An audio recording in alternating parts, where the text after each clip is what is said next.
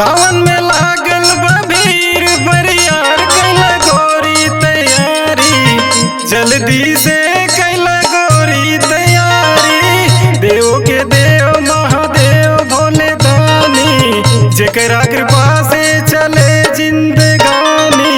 चाहिए महादेव जिंदगी सवारी, गोरी कैला तैयारी, जल्दी से गोरी कैला तैयारी। बोला बोला भदेश्वर नाथ बाबा की।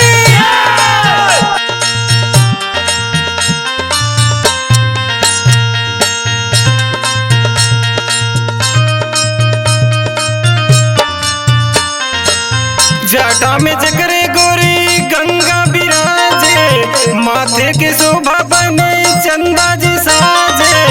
देवों के देव बाबा बाट बोलावत, गोरी कैला तैयारी, जल्दी से गोरी कैला तैयारी।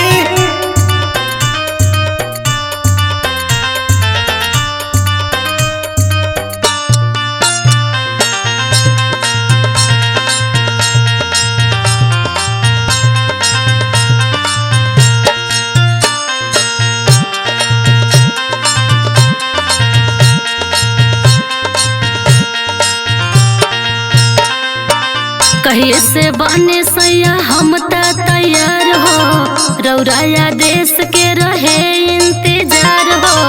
मनवा के बात सैया पूरा कोई दिहला, रौरा बानी अभारे ए सैया, रौरा बानी अभारे।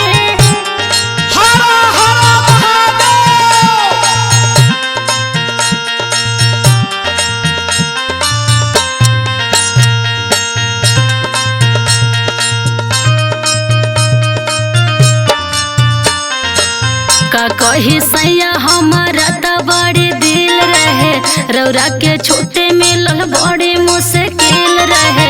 चला चले बाबा बड़े बोलावत अपना दरबार में ए सैया, अपना दरबार में।